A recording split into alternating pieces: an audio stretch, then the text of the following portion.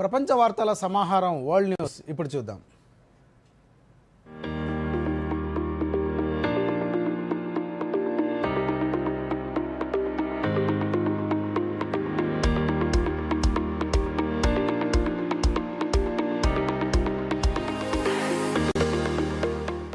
ప్రధానమంత్రి నరేంద్ర మోదీ డిసెంబర్ 15 నుంచి 18 వరకు జోర్డాన్, ఇథియోపియా, ఒమన్ దేశాల పర్యటన ద్వైపాక్షిక సంబంధాలను మరింత బలోపేతం చేసింది. జోర్డాన్ రాజు అబ్దుల్లా II తో జరిగిన చర్చల్లో ద్వైపాక్షిక సంబంధాలు ఏర్పడి 75 ఏళ్లు పూర్తయిన సందర్భంగా ప్రాంతీయ శాంతి, భద్రతా అంశాలపై చర్చించారు. ఇథియోపియా పర్యటనలో ఆ దేశ అత్యున్నత పురస్కారం గ్రేట్ హానర్ నిషాన్ ఆఫ్ ఇథియోపియాను మోదీకి ప్రదానం చేశారు. ఒమాన్ సుల్తాన్ హైతక్ బిన్ తారిక్తో చర్చల్లో వ్యూహాత్మక భాగస్వామ్యం, వాణిజ్యం, రక్షణ రంగాల్లో సహకారం పెంచే అంశాలు చర్చించారు. భారత్, ఒమాన్ మధ్య స్వేచ్ఛా వాణిజ్య ఒప్పందం కుదిరింది. అమెరికా, వెనుజులా ఉద్రిక్తతలు మరింత పెరిగాయి. దక్షిణ అమెరికాలో ఉద్రిక్తతలు పెరుగుతున్నాయని, ఇది చాలా ప్రమాదకరమని రష్యా క్రెమ్లిన్ ప్రతినిధి హెచ్చరించారు. వెనుజులా అధ్యక్షుడు నికోలస్ మాదురో పోరాడేందుకు సిద్ధంగా ఉన్నారని, నిరసన ర్యాలీలో చమురు కోసం రక్తపాతం వద్దని, జోక్యం వద్దని, దేశాల సార్వభౌమత్వాన్ని గౌరవించాలని పిలుపునిచ్చారు. అమెరికా ప్రజలకు యుద్ధం కాదని, మెరీ క్రిస్మస్ అంటూ శాంతి కోరారు.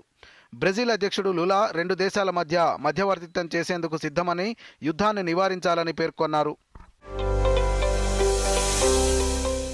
భారత్, నెదర్లాండ్స్ మధ్య ఉమ్మడి వాణిజ్య, పెట్టుబడుల కమిటీ ఏర్పాటును ప్రకటించాయి.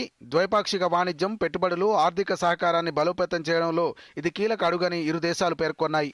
ఈ మేరకు భారత వాణిజ్య, పరిశ్రమల మంత్రిత్వ శాఖ, నెదర్లాండ్స్ విదేశీ వ్యవహారాల మంత్రిత్వ శాఖల మధ్య ఒప్పందం కుదిరింది. ఈ కమిటీ వాణిజ్య, పెట్టుబడుల అంశాలపై క్రమం తప్పకుండా చర్చలకు అధికారిక వేదికగా పనిచేస్తుంది.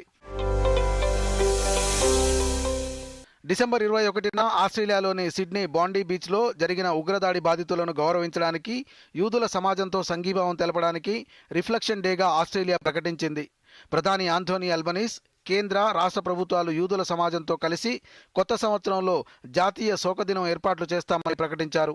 ఈ దాడిలో 15 మంది మరణించగా 41 మంది గాయపడ్డారు. దాడిలో ఒక గన్మెన్ సాజీద్ అక్రమ్ పోలీసుల ఎదురుకాల్పుల్లో మరణించాడు. మరొకరు, అతని కుమారుడు నవీద్ అక్రమ్ గాయపడ్డాడు. ఇంఖ్విలాబ్ మంచ్ నేత షరీఫ్ ఉస్మాన్ హాదీ అంత్యక్రియల్లో బంగ్లాదేశ్ తాత్కాలిక ప్రభుత్వ ప్రధాన సలహాదారు మొహమ్మద్ యూనస్ పాల్గొన్నారు. హాదీ ఆదర్శాలను ముందుకు తీసుకెళ్తామని, ఆయన చెప్పిన మాటలను నెరవేరుస్తామని యూనస్ ప్రకటించారు. బంగ్లాదేశ్ తలెత్తుకు నిలబడుతుందని, ఎవరి ముందు తలవంచదని వ్యాఖ్యానించారు. ఎన్నికల్లో పాల్గొనాలన్న హాదీ ఆకాంక్షను కూడా యూనస్ ప్రస్తావించారు.